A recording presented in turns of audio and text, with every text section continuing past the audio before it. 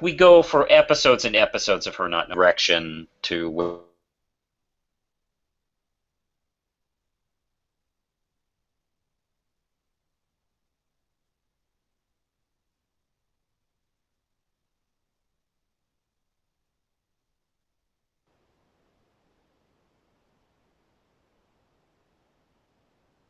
she's figuring out what Can't make Major's it. doing.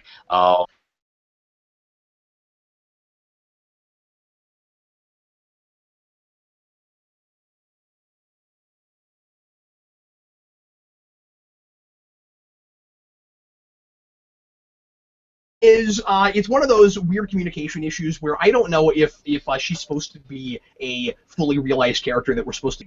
How is Liv not suspicious about this? She's initially really surprised.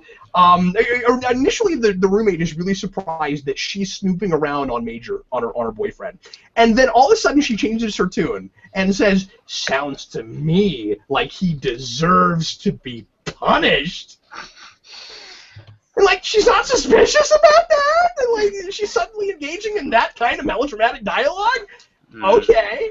Yeah. I mean, she did stab her with a kebab skewer, like, 2 episodes ago, so she probably just doesn't really think anything weird of it. That's true, but then I don't think that she should still be rooming with her. Then. Look, we've all been stuck with bad roommates that are awful. Yeah, the one that stabs you with shish kebab skewers and who tells you that her boyfriend needs to be punished right after being like, I don't really know why this is bothering you so much. And what's the problem here? Wait a minute, he needs to be punished. And who says that? Who says that? The Punisher. Yes. I wouldn't have him. I wouldn't have him for roommate either. My point exactly. Oh, so she's female. She's female Punisher now. That's yeah. You know what? Her and the Steven Weber characters are just so unsympathetically evil. Yeah. Yeah. It's. I mean, they're like the villains from Die Hard. Live Free and Die Hard. You know, you just can't wait for them to die. You hate them so much. You don't love. You don't. It's not like they're those kind of villains where if they get killed, like like a Joker in something, you go, oh, it's too bad they can't use him again. Like, no, can't wait. I'm looking forward for a nice, awful slow motion death. Yeah, and if going further than that, if I see that guy in a cryo tube, I'm done. Yeah, forget it. No. That's it. Yeah. No. The problem too is juxtaposition. Is Blaine is one of the most complex and fascinating villains I've seen in a long time, and then we got this guy. Like, I don't think we would be nearly as irritated about it if it weren't for that. Now, he's got a lot of fun lines of dialogue. I think he's supposed to be that over that. I feel like I have a better sense of what he's supposed to be than I do her. Yeah. I think she's maybe trying to act like that guy, but she's supposed to actually be more of like a real person or something. We don't know enough about her. And I don't know. I don't know how the heck he got to where he is. I buy Blaine. I get how he got there, and he's really over the top, and I understand that person. He is over the top, but he has moments of subtlety, and I think he has moments of humanity that that actor brings across, and I think he's a little bit better written. I mean, we talk about Spike all the time, but he's just like Spike, yeah. Rasco, how about a couple questions before we move on? Okay, so this is from Omari Daniels. I wasn't a big fan of Liv making it seem like Major had to open his safe, as if he's not entitled to any sort of secrets, despite having some big ones, while Liv doesn't open up as much since her swings are always due to what brains she eats. Yeah, I agree with that. I would agree. She should have been more upfront about the brain she ate. Like, hey, need to be cool because I ate a very suspicious, crazy brain. You may want to watch your stuff. May want to eliminate your web browser.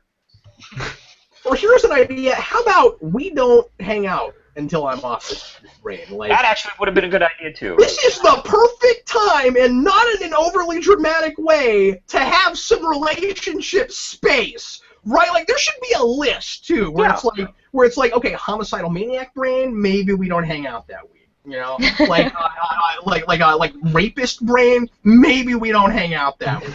Yeah, yeah. Like, give you the warning and go, okay, Well, time to hit the dusty trail. I'll see you later, Liv. And come back. When it's all done. Yeah, lion tamer brain. That's fine. No, I think that would be fine. Okay. All right. No, come on over, Liv. You can tame my lion for me. Got a lion in the closet. It needs taming. Rasco, how about one more? This is from William Parcell. Is there anything that you feel the TV series does better than the comics? Well, Manos is the only one that's read them. I don't know if you've actually answered this one before, Manos. Go ahead. Oh, that's a good question. Because I really like the supporting characters in the comics. Is there anything the show does better? No.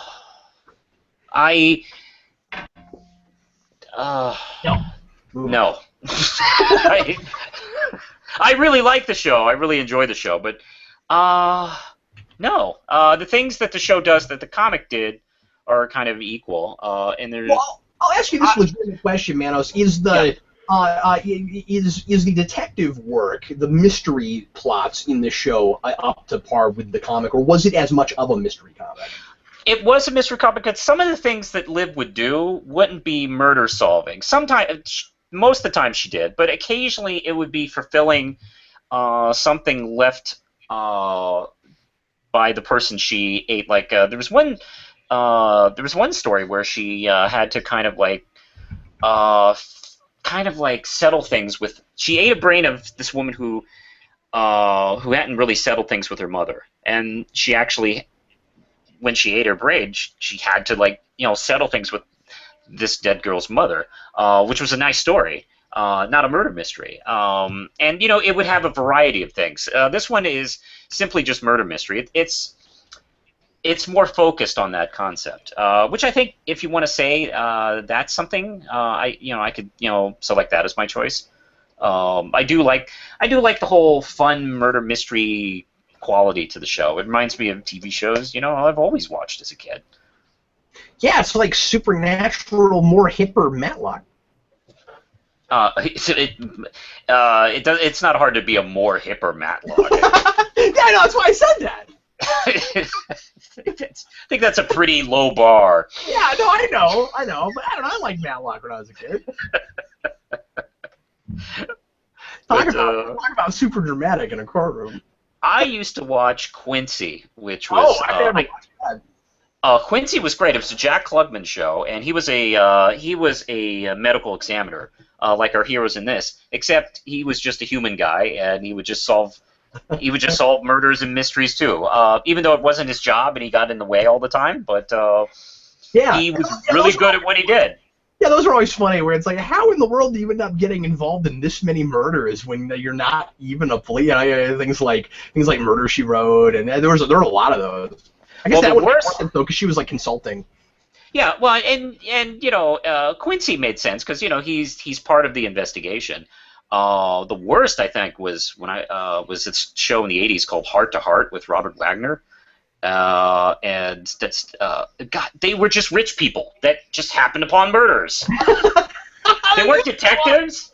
They weren't detectives or anything. It was like Bill and Melinda Gates solving murders every week. That's weeks, like 24 a week.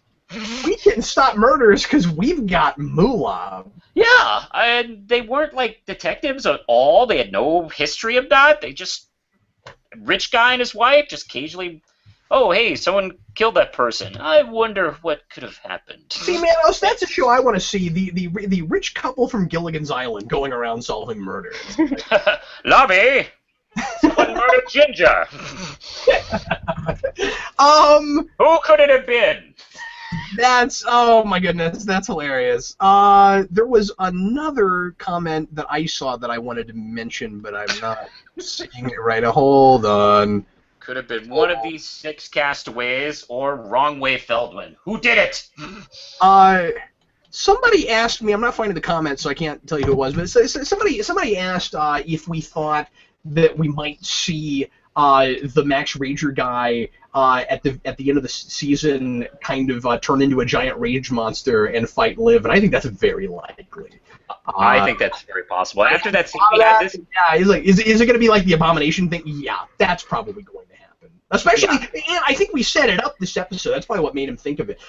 Because that whole scene where he's drinking the stuff and he's got super strength. We didn't talk about this. It gives him super strength, but then of course the side effect, because you always got to pay for superpowers. The side effect is it also makes him go nuts and want to rage out and kill everything.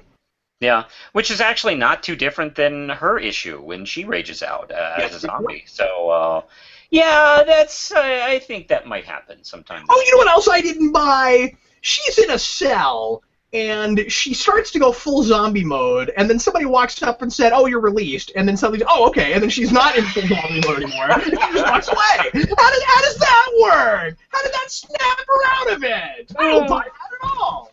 I remember just thinking, like, man, if that woman wakes up and sees her like that over her, that is not going to be fun. Because that's not what I would want to see. I also wanted to see that roommate die, kind of. So, but maybe not in that way. I don't know. Anyway, well, let's roommate, cellmate. You know, it's. We still like anybody who lives with Liv. Yeah. It's almost the same thing in college. Well, that's the thing, is that she and Major really shouldn't be getting back together to the point where they end up living back together, because then I'll hate him, and I don't want to do that. All right, moving right along. Let's go to Agents of S.H.I.E.L.D. The episode title this time is Closure. Anybody else surprised that we have not had an episode called Closure yet? Ward. Well, that's his buzzword, man. That's the Ward buzzword. He walks around wearing a T-shirt that says Closure on it. That's this guy. I did think it was another cool, ultimately double entendre line, because you get to the end of the episode, and they go to the other planet, and they may or may not be trapped there. So that's sort of a closure too. So that's kind of they're really good with their double entendre titles in this. But yeah, really closure. Okay. I'm fuzzy on whether or not this is the mid-season finale or if there's another part to this next week. I don't remember. I can look. There's another episode next week. Is it really? Okay, well then you really should not call your penultimate mid-season finale Closure. That should be saved for the end of the season, or at least the mid-season. Okay, maybe whatever. It's Closure Part 1 and Closure Part 2. It didn't say Part 1, but that might be exactly what they're doing. I don't know. Manos, what did you think of this one, buddy? I mostly dug this episode. I thought this is one of the good episodes of Agents of S.H.I.E.L.D. The show is literally like a Jekyll and Hyde. Some episodes are going to be great, some not so great. Well, that's appropriate. We've had that character on this show. Yeah, I don't. He is, to me, the personification of the show. Yeah, that's right. He should be on every episode because he pretty much stands for it. And I dug this stuff a lot. The whole stuff with Ward killing Roz was kind of jarring. Yeah. And really got Coulson up in arms and going on after him. I don't know. I thought this episode does what the show does well, is when things are moving, when the plot is coming together. The show is really tight. It's when the show is kind of not so. Yeah. It's kind of frustrating to watch when they don't have anything to do. But this one I thought was pretty exciting. I'm trying to think what else really jumped out at me on this one. I can let the floor take this one from here.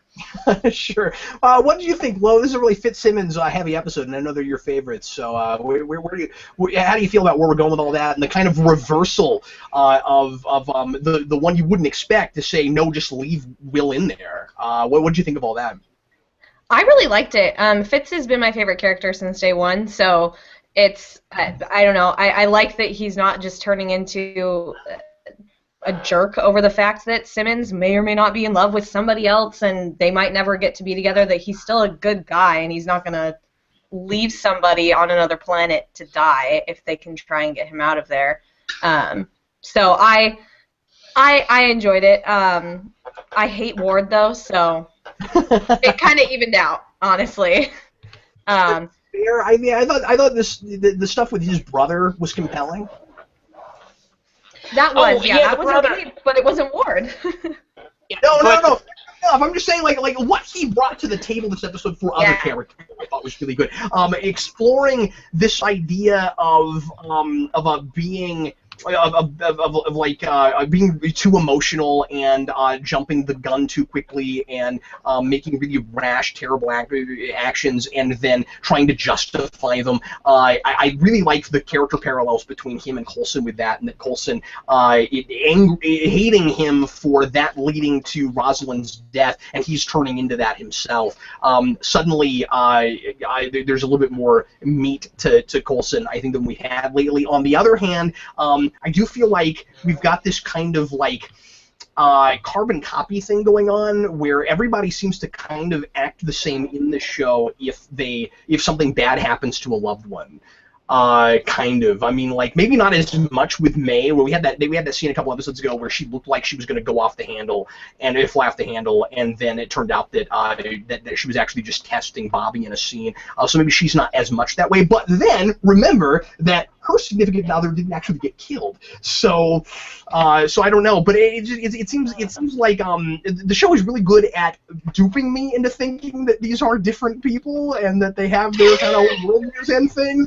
And it did that this episode with me with Coulson, but I'm skeptical because I do feel like he and Hunter aren't that far off from the way they've both handled things this season, and he's a totally different person. So I don't know if I should be as impressed with it as I was, but in the moment, it all got me. And to Manos' point, I'll say this. I'll tack this on real fast. This is the most focused episode of this episode, or the most focused episode this season, with the exception of the going around the planet thing with Simmons, her Chronicles of Riddick episode.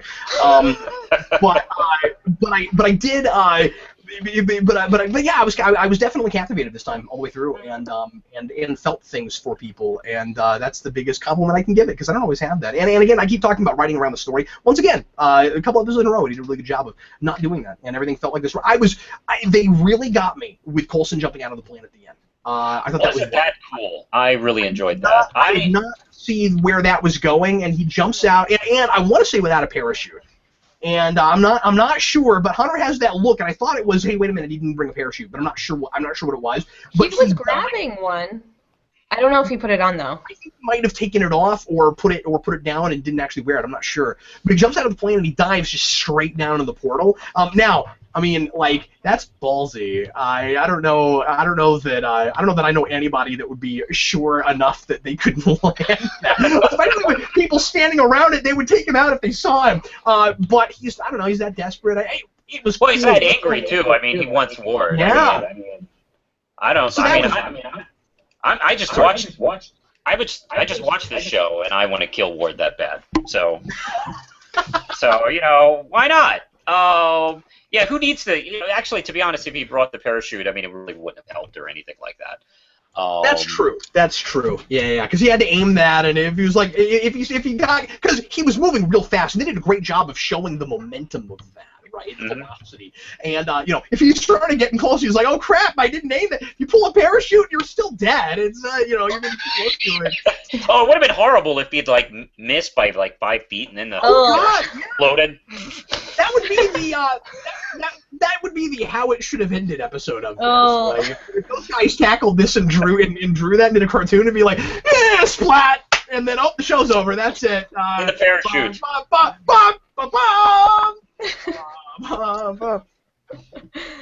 We have a comment from Facebook that I kind of wanted to lead with a little bit because this was interesting and I hadn't thought of it. Andrew Anderson on Facebook. What I was expecting in Agents of S.H.I.E.L.D. was Ward sends all the Hydra agents through the Stargate. I was thinking that too. I was calling it a Stargate. Let's just call it Stargate. Through the Stargate, I was ready for somebody to be like a Chevron 1. Ward sends all the Hydra agents through the Stargate, telling each one to go ahead. He'd be right behind them. And then I honestly thought once they were all through, he was going to turn to Powers Booth's character and push him into the Stargate with some snark comment. Then Ward would tell the remaining Hydra that he cut off all the heads and now he's in charge. Unfortunately, this did not happen as he bought into the propaganda.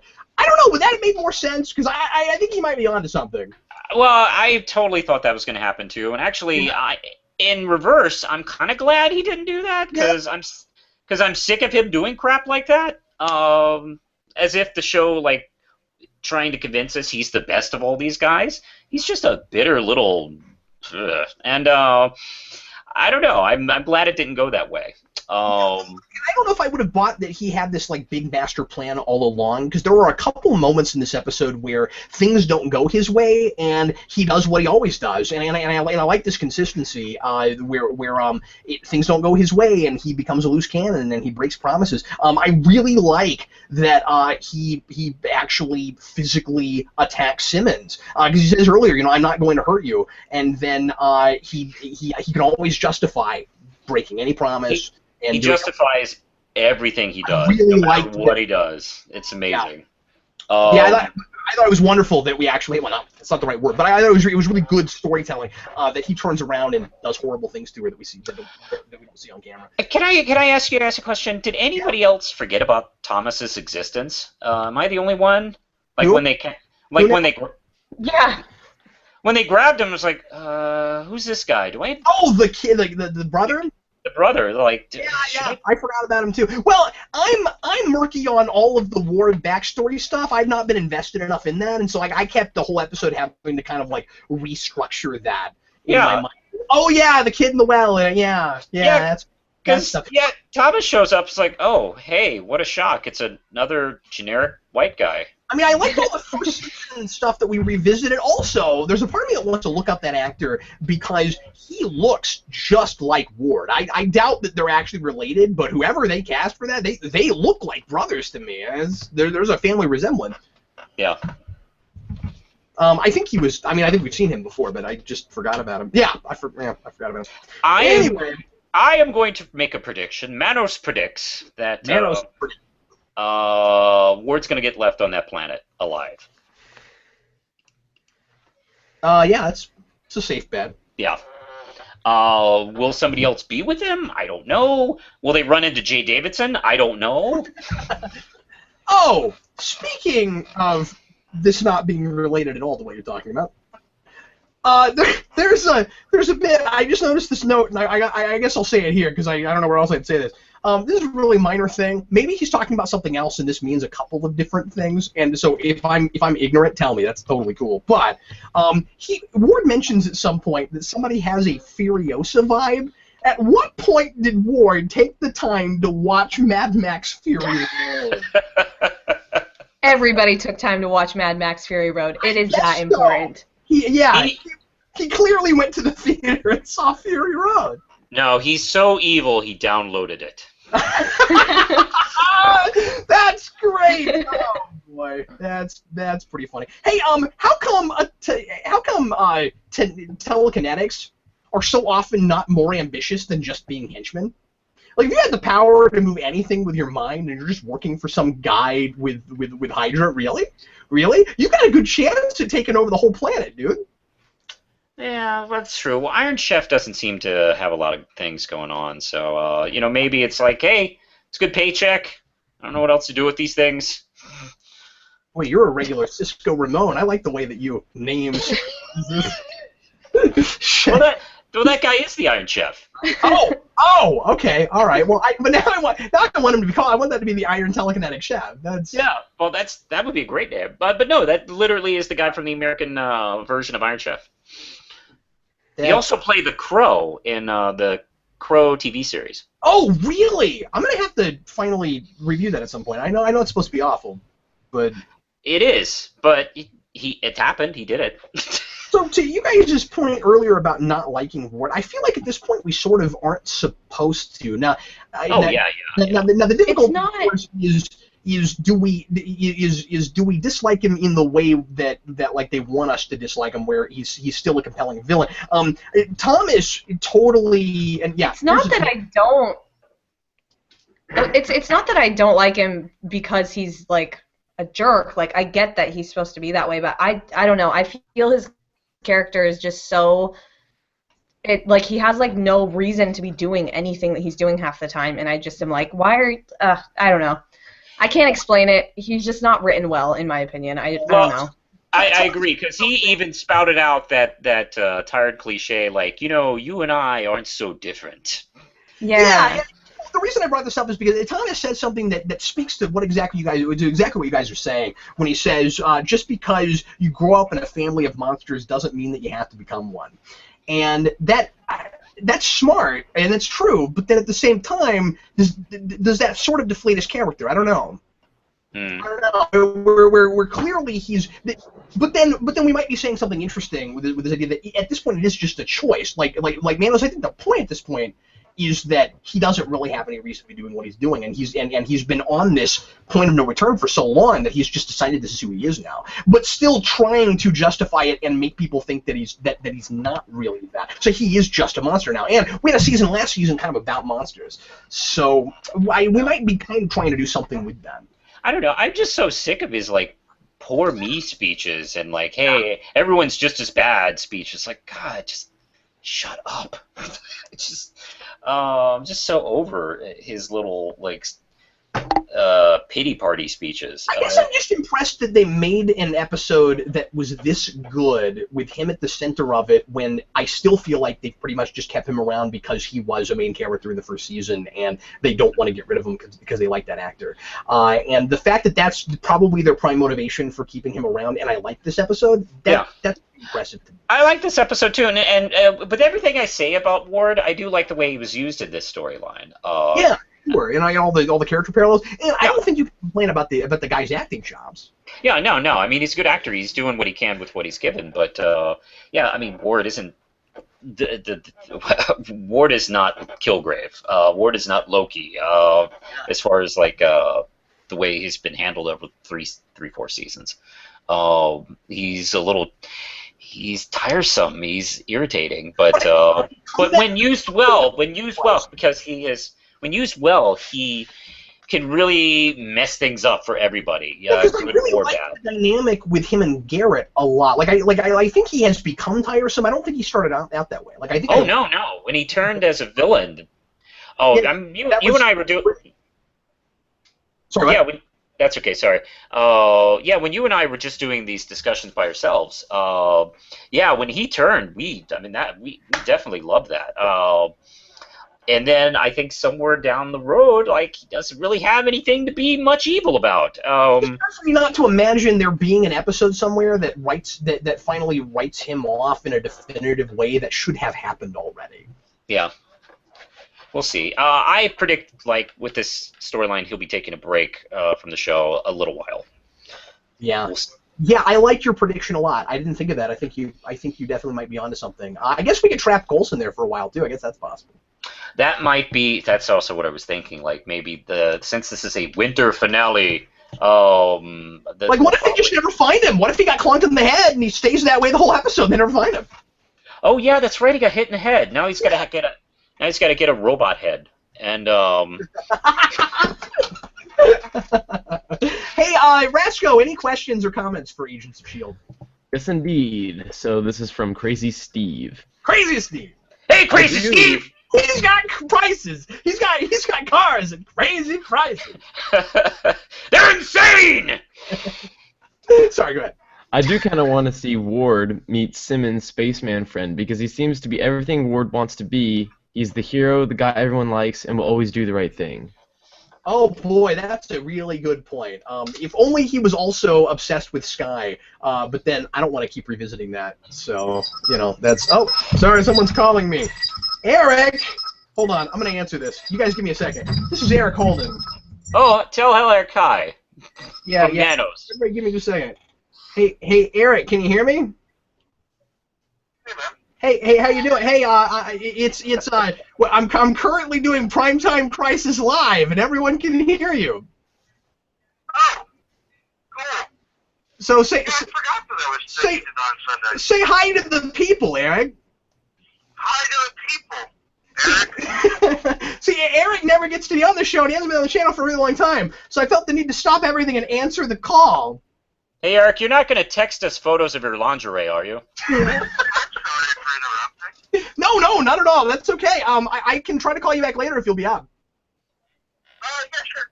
Okay, all right. Well, we're gonna keep reviewing TV shows. How did you do that? But it's so. I'm super biased because I'm not tough because I'm moving. Yeah. Eric is moving to Tennessee.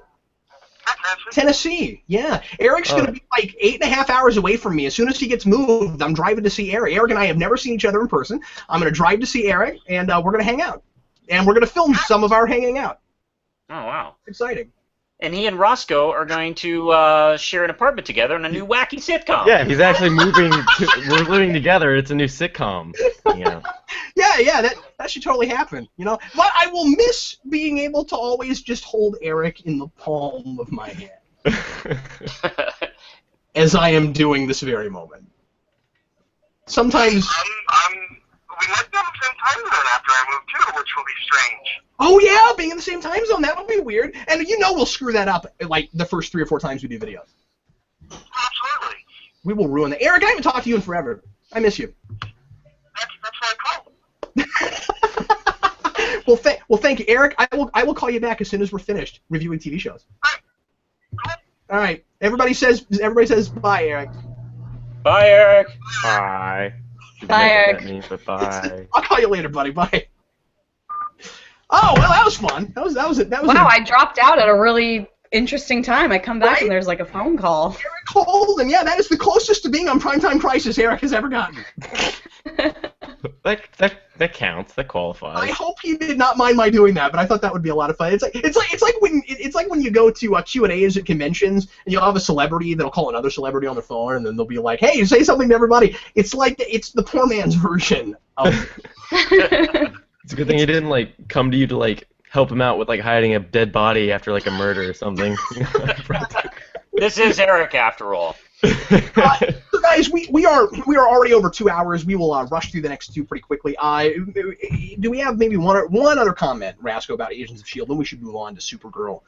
Okay, this is from William Parcell. If the show is ever canceled, which characters would you like to join the films?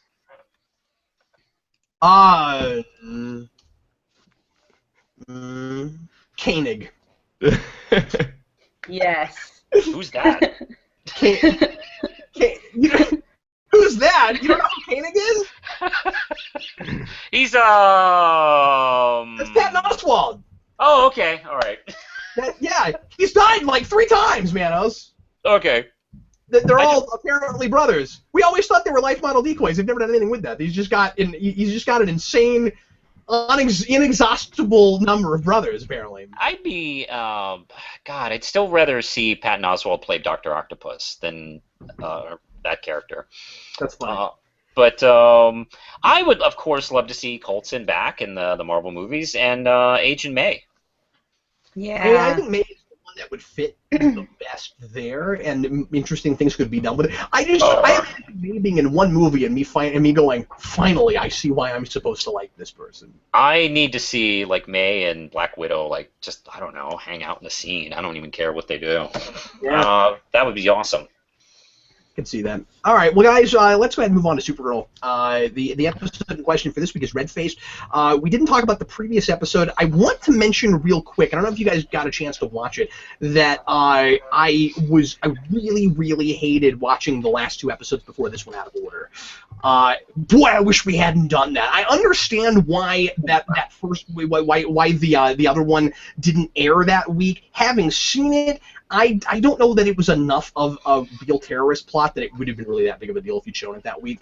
It's just how I feel about it. I don't know that it would have been that big of a deal, but at the very least, just do like a 2-hour event thing the next week and show them both, but in order. I don't know why they did that, showing them out of order like that. It was awful seeing like the Henshaw reveal before this episode, and then especially Cat Grant opening up about her mom. And then the stuff that episode, I don't know, like there were a bunch of things where I kept having to make a check, and then all this stuff about Lucy Lane, I kept having to make a checklist. Oh, okay, here's what I know and what I'm not supposed to know yet. That drove me crazy. But anyway, I just want to throw that out there before we talk about Red Faced. So Red Tornado, really odd take on Red Tornado, bringing in this this basically total automaton and having him controlled by his creator, and then at the end, just having this weird drop from the sister. Oh, he's sentient now. I don't know how you made that leap, but okay. Oh, he's sentient now. He's doing things without being programmed. Okay, that doesn't necessarily make him self-aware or sentient. I don't and that's a very specific word too. Not knowing exactly what's going on. He's sentient now. Not gone rogue, not nothing else. Yeah, he'd gone rogue earlier, and it turned out it really hadn't. I thought that the whole thing with him was a little bit convoluted.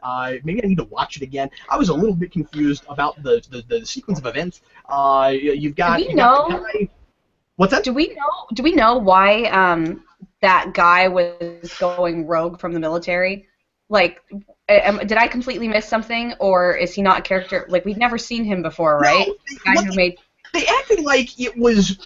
I was confused. What they acted like was that he was essentially that he was doing things because of a thing that hadn't happened yet. But I don't know if I'm right about that. Where it was like the robot goes nuts because Kara goes too far in fighting it, which was already bizarre, and then it runs off, and he's upset now because he's getting fired, and so.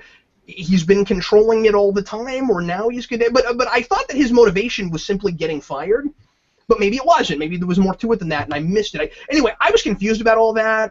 If he was controlling it the whole time, and Kara doing what she did to it didn't have anything to do with it running off, that makes more sense. But then the problem is, it kind of hurts her whole character arc and the theme of the whole episode, because the theme of the whole episode was getting angry and rash. And acting on it too quickly, and then what's actually happened isn't really the consequences of that at all. So any way you slice it, it doesn't quite work, like either direction. And I'm not real sure what's going on, but there were things I liked about this episode. But the Red Tornado stuff, the whole A story, I didn't think it worked at all. I would probably disagree with that small point about the linchpin for her really looking into her anger. I don't think she had already started to learn the lesson. So even after learning that the robot going rogue was planned by an evil villain, I think the lesson still takes, because what if that wasn't what if that actually did happen that way? Yeah, and it did give her a pause to think, and it didn't. I guess she could still learn the lesson. Because the situation could have happened that way. I still think it's funky or awkward though, because it's played like that's a consequence of it. And I guess my whole point is that I wasn't confident at the end what exactly had happened. All they had to do was clear that up for me. I wasn't real sure if her doing what she did really is the thing that made him go off rogue in the first place. All they had to do was say that at the end, and then Manos, you're absolutely right. It's still fine. The character, it was awkward to me. Yeah, I like the episode more. I suppose so. I'm more a fan of the character arc and a lot of the character stuff that happened in this issue. I will agree. The main villain plot, I actually can't remember because it was a little bit convoluted, like the motivations of the villain. Was that Morrow? Was that Dr. Morrow? Yeah. Okay. Yeah, I'm not quite clear on Dr. Morrow's motivations, but to be honest, I was a little more forgiving of it, because the character stuff in this episode I found rather compelling, with her dealing with anger, and because she's such a perky, nice, decent, optimistic person, but she still has anger issues just like any other person, and the fact that she has to face what happens when she lets it out, and she can't allow herself to be angry in the same way that some other people can. And I love it, because first off, she's like one of the most powerful people ever, which scares people, but at the same time, I love all the points about being angry, being a man versus a woman, and Jimmy Olsen brings up the fact of being angry and black, and you have to deal with people's harder scrutiny about that, and that of course that all feeds into the fact that she's this godlike superhuman who gets angry just like anybody else, but she has to kind of be cool about it because that's kind of like she has to kind of like figure out her rage issues. And by the way, I totally loved Super Saiyan Supergirl at the end of that episode where she just lets all her anger out on the red tornado, which did not look great. This I was was more shoddy on some of the special effects. Yeah. yeah. The tornadoes didn't look great either. Although that's a much harder thing to do on television than even maybe the plane drop at the first episode. Well, the thing is, a lot of the effects I thought were okay, but man, the red tornado just. I saw pictures of him before the season started and thought, oh wow, he does not look good. Yeah. And I was hoping maybe in the episode he'll look good, and he still didn't. He still looks like the Vision with carpet pieces stuck to him. He looks terrible. I was just gonna say, is he supposed to look like Vision? Because that's immediately I was like, wait a second, this is DC, not Marvel. Well, when I first, because I don't know the backstory of the character. The problem is the Red Tornado and the Vision are very similar characters. They are really similar characters. Okay. But, they clearly were looking at that movie too much because the Vision in Age of Ultron looks different from the Vision in the comics. It's a really cool version, but they really should have just looked at Red Tornado in the comics and tried to do their own thing and not think too much about the most recent time we did that. I think. Manos. Dealing with the rage issues, I think, is a really good idea. I wanted her to be more like New 52 Supergirl in the first place, so the fact that they're going there at all, I'm excited about. The problem is it was done in one episode. I think we should have built that. I think there should have been a more of a build to it. I thought it came out of nowhere. I never got the sense that she had any rage issues at all, and I feel like I haven't been enough in her head. That felt like a change on a dime kind of thing. She seemed like somebody that was really good at letting things wash off her back, and I even questioned at the first episode that she had gotten through. She hides it from people fine. I feel like somehow or rather she shouldn't have been able to hide it from me as well as she did. Some of the like racist and sexist issues that are in the episode that you're talking about, I don't think were handled as well as you do. I thought that some of that was a little bit pandery. I have felt that way the whole season. I don't mind going there. I don't disagree with what they're saying. I disagree with the way they're doing it. I think that I think they're preaching to a choir and they're acting like they're more progressive than they are. I'm gonna get some flack from some people probably that I'm saying that. It's just how I feel about it. I think it's kind of pandery. I think they could handle it a little bit more subtle. Yes, it's. I completely agree with you, Cap. Okay, thanks. Well, at least somebody does. But that's. I have felt that way since the very beginning. A lot of people said, they won't do that past the pilot. It's gotten worse since the pilot, and they need to knock that stuff. Just tell your story. Stop telling me what I'm supposed to think about the culture and about other people, and so just don't tell me what I'm supposed to think about things. That bothers me. Just tell your story. Let that stuff be inherent in it in the first place. That's. Well, I'm happy that they're touching on it. But I just don't think that they're handling it well. Like, it is stuff that's important and is current in our culture, but I don't think that it's handled in the best way. Yeah, it just means it's too much of a PSA a lot of the time. I think a problem with the way they handle it is probably a little bit too much through dialogue. Precisely. It feels like it's like buzzwords and it's just like here's what we're doing. Like, we get it. Just tell your story. Yeah. I don't know if they can approach that same material a little more thoughtfully, and it doesn't have to be through exposition. And then Manos, you're the Super Saiyan thing at the end. It was fun. But she goes crazy on him right after the line. He's sentient. Yep. No. Anyway. So there's a lot wrong with this one, in my personal opinion. Once again, part of the problem with having those episodes from before Out of Order was that we saw Max Lord stuff, not having realized that Max Lord is really underhanded and basically Supergirl's Lex Luthor, and I love that. The Max Lord is Lex Luthor thing is working really well so far. Mm-hmm. I'm digging that, and I like more of that this episode. But again, it was awkward because I had just seen him do the thing that he did, and then there's an episode in between. Also, Cat Grant seems to have completely forgot that she ever had a conversation with Kara about her mother. That was really strange. The way she's treating her this episode, I thought they came to a kind of a place, sort of an understanding, and then I get her taking out things on Kara, but there's a backtrack there in my opinion. That because remember I was worried about this. I said last time that I was worried that we went too far with her in opening up to Kara and becoming more of a real person, and that they wouldn't be able to sustain that. Yeah, they're not sustaining it. They just backtracked her character all the way, and she's still calling Kara Kira. No, they had a moment last episode.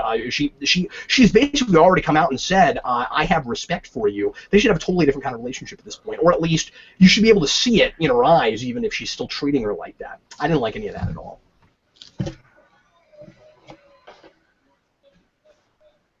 But I don't know what you guys think about that, but I just... Okay. I don't have anything really. I mostly agree and don't have anything to add. Manos was not bothered by that. He didn't even think about it, and I'm on about it. And Manos is like, whatever, I don't even care. Okay, all right. Let's go.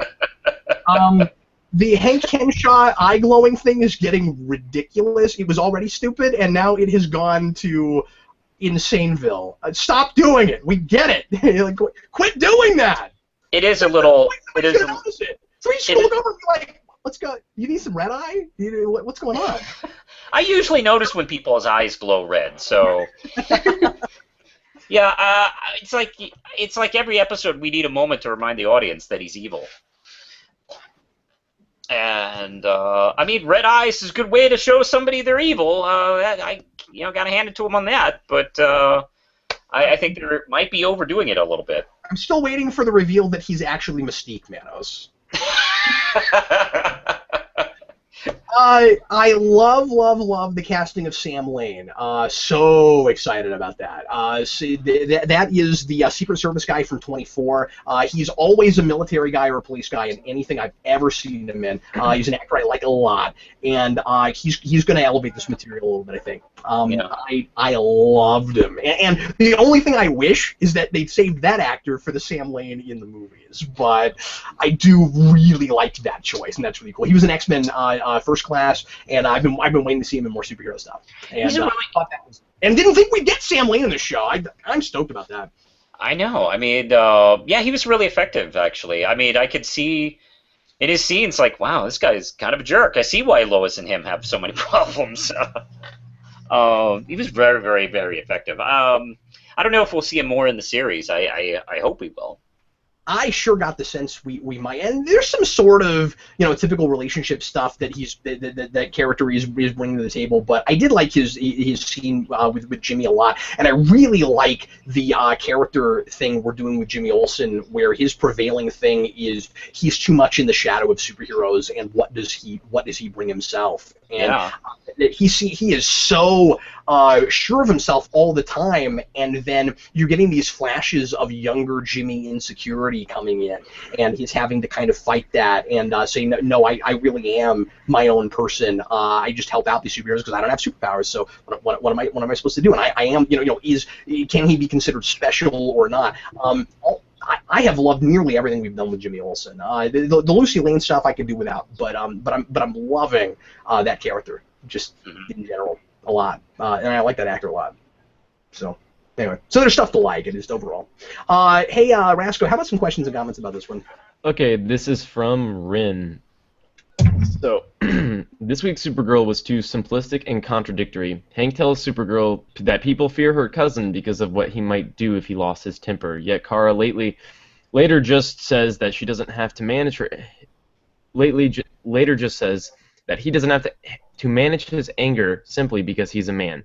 There was a nuanced argument that delved into gender and power dynamics, and that hurts the show because Kat is a walking contradiction to her point, since she gets away with anger all the time because she has power. Yeah.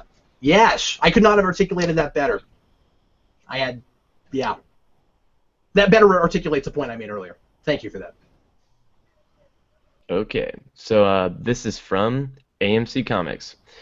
Does anyone else think that the Hank Henshaw mystery is starting to be a little too much like the Eobard Thawne in season 1 of Flash? I mean, he's a mentor figure, possibly responsible for the death of a parent, and his eyes even glow red.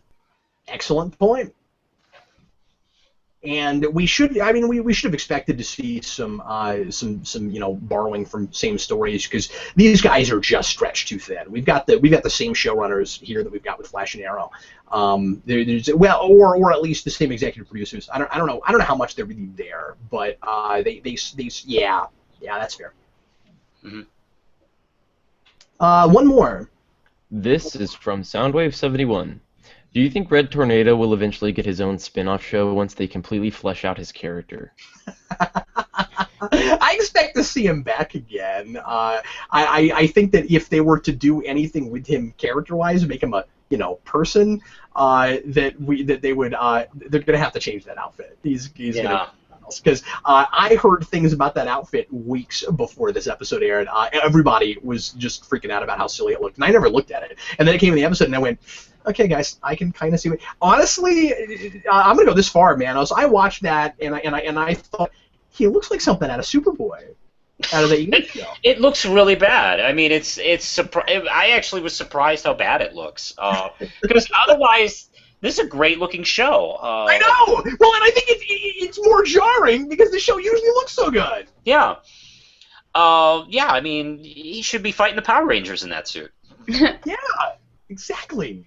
Okay. Any final thoughts? Anything else we need to talk about with Supergirl? I know I was really hard on it this week. I just didn't really care for this episode very much. You guys feel free to balance that out a little bit if you want to. I talked a lot, so. I kind of feel the same way. It was okay, but the fact that they were punching Red Tornado and it was making metallic noises and it's obviously just a guy's face was really distracting to me. I guess I like the episode better than you guys, but I will definitely agree with the problems of the episode, particularly Red Tornado, and some of the clunky dialogue, which is a constant problem with the show. All right, cool. Well, we're not that far away from each other, I don't think. All right. Hey, let's real quick, because I know we're really late, guys. We just so much to talk about this week. By the way, I should mention, I'll probably say this again at the end, that next week after Primetime Crisis, it will be probably a much shorter show because it won't be quite as much to talk about. And next week after Primetime Crisis, we're going to do a live spoiler cast on Jessica Jones. So get ready for that. If you haven't finished it or you haven't watched it yet, or you want to watch it a second time, you'll have another week. We originally were going to do that tonight, but I'm really glad we didn't, since Steve wasn't able to be here, because I really want Steve to be there for that. He's got a lot of really interesting things to say about the show. And I wanted to make sure that as many of us could be here as we could. So anyway, with the crossover and stuff this week, I knew this would be a long show. So let's now talk for just a couple minutes about Star Wars Rebels. I don't know that there'll be a whole lot to delve into here. Future of the Force. And Dan, did you watch this one? Dan? Dan is Dan? No, I didn't get a chance. Oh, he's alive! Oh, I'm sorry, Dan. Well, hey, buddy, you're welcome to leave anytime you wanted to, man. I'm sorry. I'm sorry about that. Thanks for sticking around. I know it's long and late, so I mean, if you gotta go, feel free. But we'll do a little bit of some open forum here in a minute. Okay. We'll talk a little bit about Rebels. Did anybody watch Rebels? Did anybody watch Rebels? Nobody watched Rebels. Okay, we're not going to talk about Rebels this week then, because nobody else watched it, so it's cool. We'll talk about that with the next one a little bit, because these aren't super dense. So yeah, let's just move on then if nobody else watched it. We're so late anyway as it is. Rasco, did you watch Rebels? No. Okay, all right. Okay, well look, I got nobody to help me then, and I don't want Heroes Reborn all over again. You guys, you get an F on the Star Wars Rebels part of your report card. And now we move on to the poll. Let's find out what everybody said about the episodes this week. So we'll go round robin, find out what you guys' favorite episodes were, and then we'll find out what the viewers' favorite episodes were. Let's start with, Dan only watched Flash. My favorite show is Man in the High Castle. Go watch it. Man in the High Castle is wonderful. I just finished that myself. Me too. I love everything about it. Dan, you and I should do a discussion thing on that, which will be mostly you talking about really fascinating politics things and me talking about things I didn't like about characters, and then all the stuff that I really did like, which is there are quite a few things. But anyway, so let's do a show on that soon, Dan. Yeah, we should. That'd be awesome. I want to read the book first. I'm gonna pick it up soon. So after I finish reading the book, then we should do that. Okay, that's cool. Just let me know. I don't know that I'll have time to do that, Okay. but then you'll have even a more leg up on me. Okay, I want to tell you guys before we even get into this that I think we might be being trolled again, but it's not with the show it usually is. So just wait. Manos, what was your favorite show this week? I don't think you watched much of stuff. I went back and forth, but I think iZombie was my favorite of the shows I watched this week. I enjoyed that one quite a bit. And I want to give a shout out to Long Live the Royals, which was on Cartoon Network this past week. It was a miniseries, and I found it pretty amusing. What was I think you watched, besides me, the most shows. What was your favorite? I liked Agents of S.H.I.E.L.D. this week, I think, the most. It's pretty close between the two-part crossover, but I don't know. I just really like Fitz. That's fine. Hey, Rasco, what was your favorite show this week? Flaro. Flaro! The Rash! Ooh. The Rash. I love those logos they do, where it's just the same show. I like it when they combine this, like the music. Oh yeah, good call. That is fun. Yeah, that was my favorite thing. I liked Flaro also.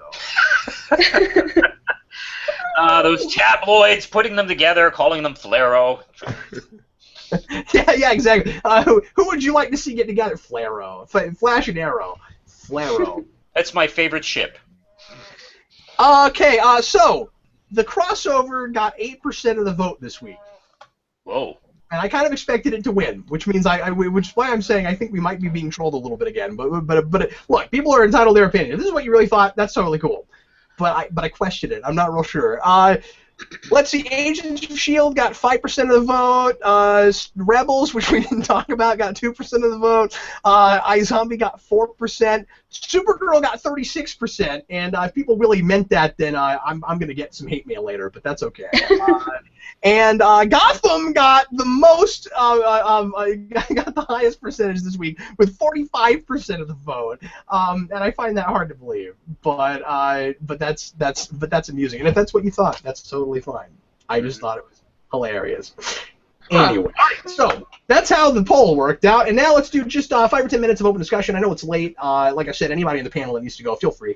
And Rasco, go ahead and start throwing questions at us as soon as you have some. Okay, I have a few. Should get started? Let's do it. Absolutely. Go ahead. Sure. It's more time. So this is from JID123.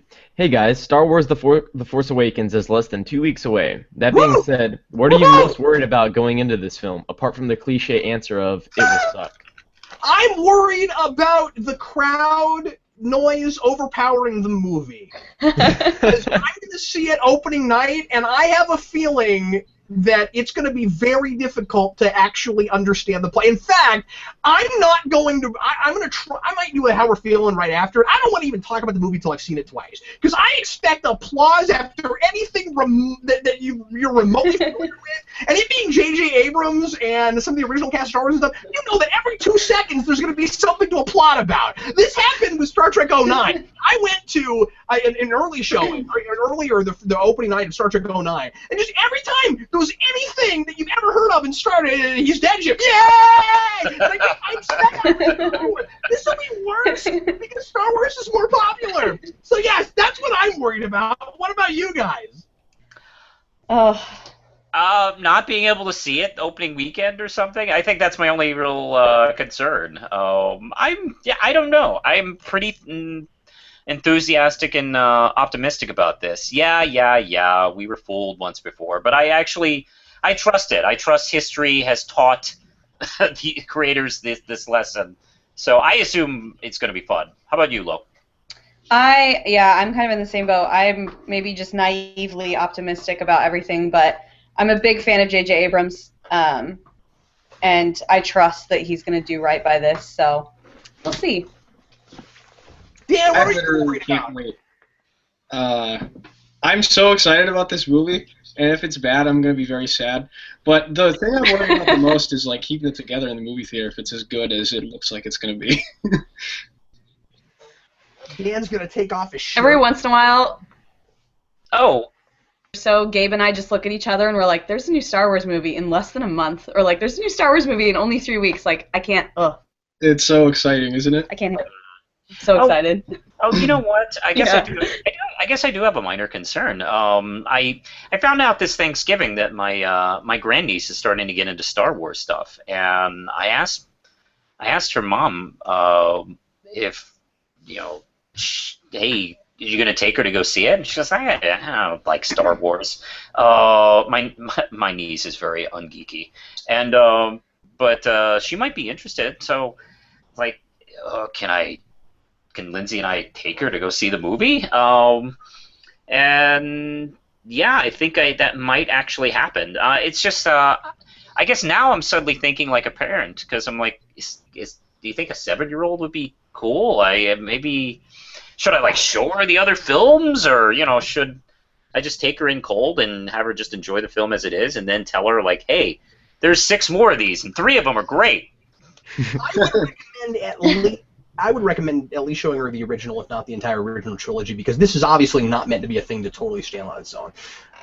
It's very sequel territory. But yeah, to your point, no, I'm glad you brought that up. Obviously, I'm thinking like a parent because I'm a parent.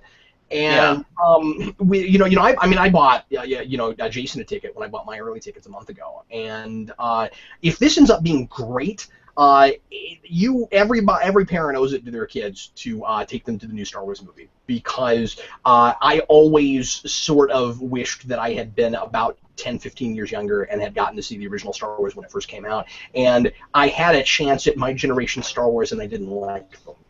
And the fact that my kid is 5 and he might get fantastic Star Wars to grow up with his generation. I mean, I was already super stoked that the Guardians of the Galaxy ended up being as good as it was, because Jason was in love with that, and a lot of people were like, that might be this generation Star Wars, and now we have Star Wars, and it might be wonderful. So if it ends up being great, if reviewers you trust say go see it, make sure and take your kids. Assuming that people don't say, oh, and it's too violent for children. But I may want to watch it first. Frankly, I'm definitely going to do that with Batman vs Superman. I'm not going to lie. I don't know that I'm going to take Jason to that opening night. But Star Wars, I'm pretty confident I can take him to Star Wars. Mm-hmm. Hopefully, I don't know. I'm gonna feel bad if I get there and I can't. I'm almost starting to Pixels. I'm glad I didn't do that.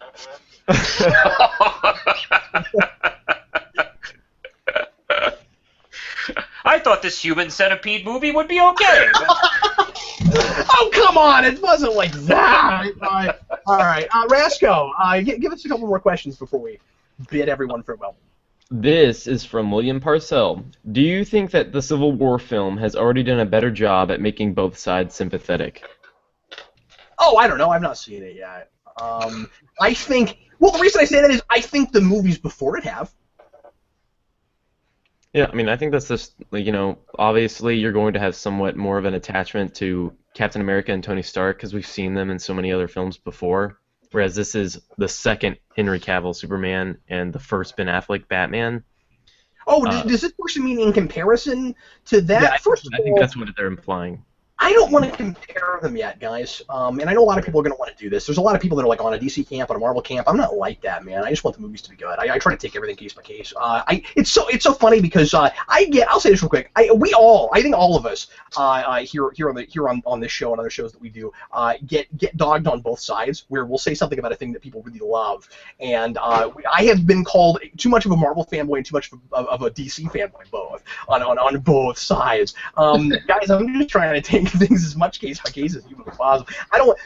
People tried to compare Rises and Avengers when those came out. That makes no sense. They're two entirely different things.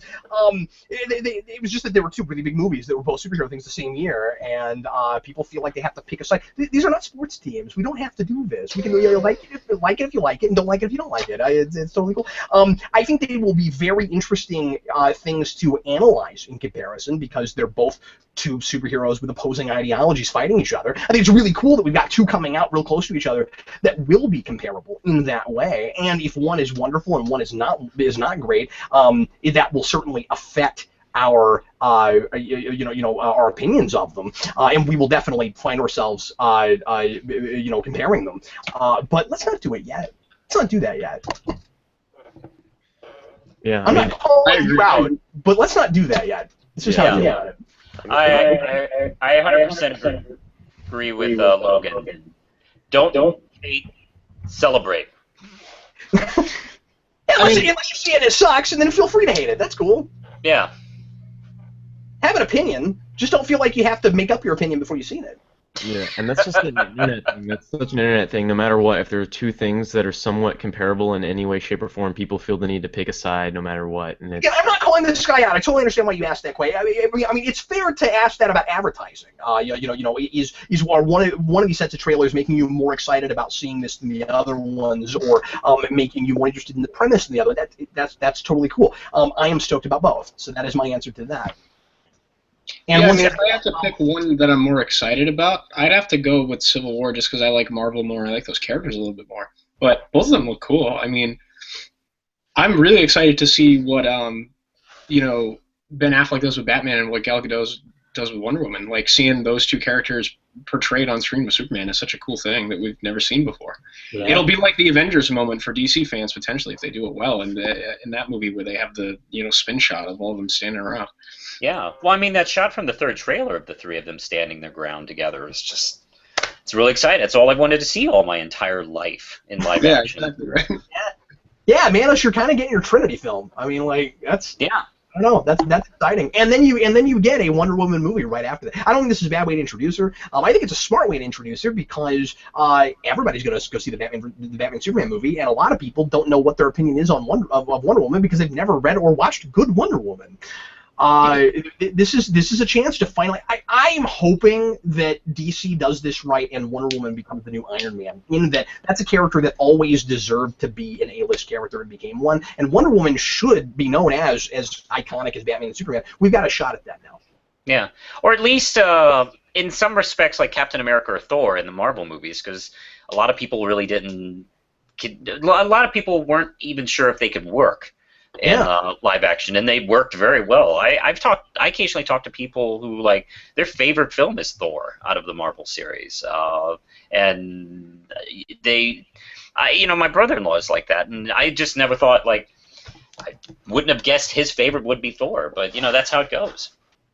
I never would have expected to see. I mentioned Iron Man. I never would have expected Iron Man to be the linchpin catalyst of a whole Marvel franchise. Like when that was first announced, I thought it was going to be another Ghost Rider or something, and then it ended up being the foundation for an entire juggernaut of a universe with movies that have now broken records.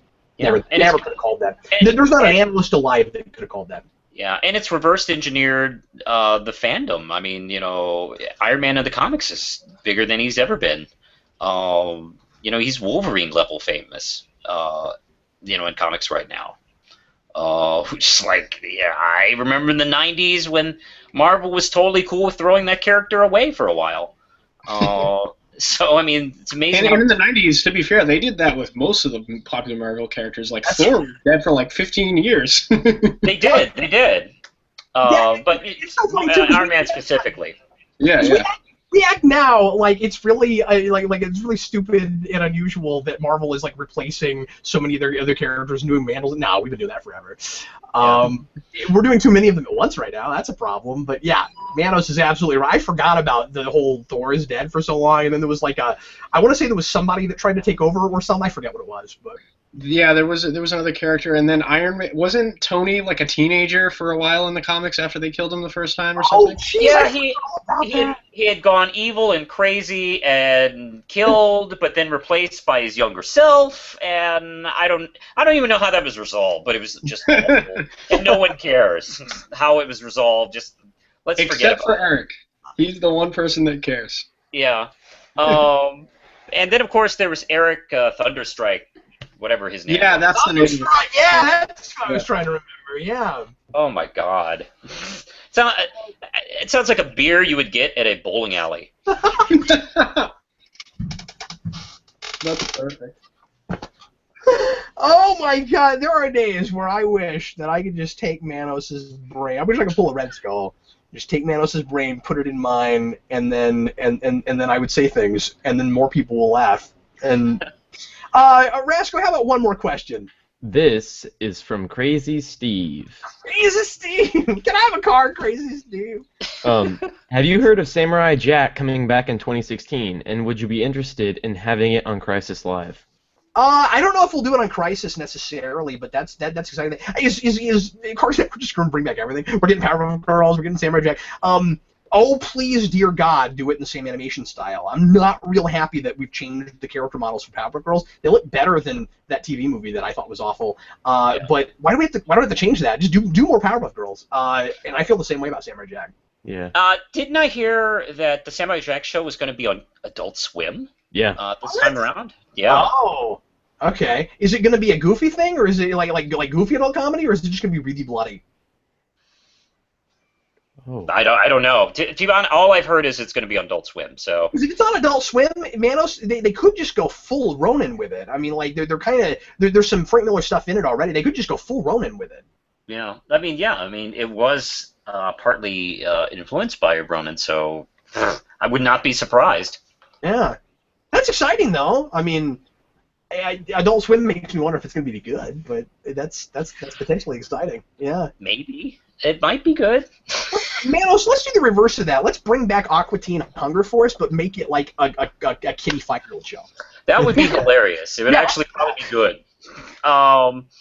Here's a fun fact about The Amazing World of Gumball, which is one of their kids' shows. That was actually designed and created to be an Adult Swim show, and at the last minute they changed it to a kids' show.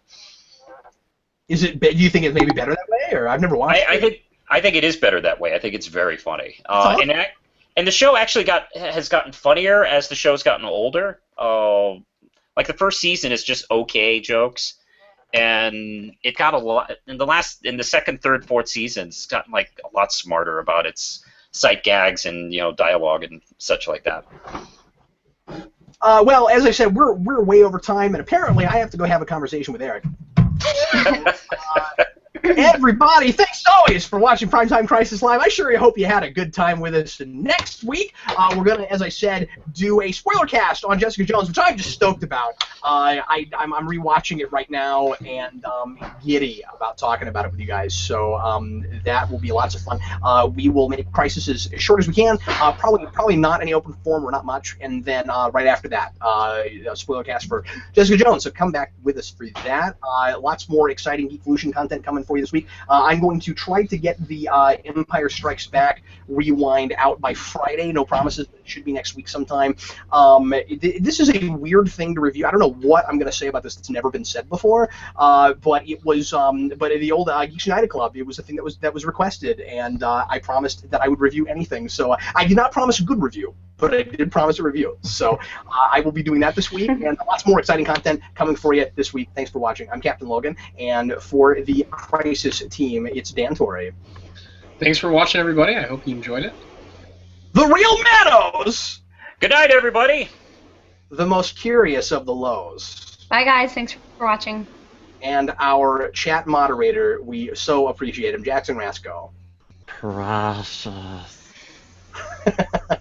And I'm Captain Logan saying good night. Good night.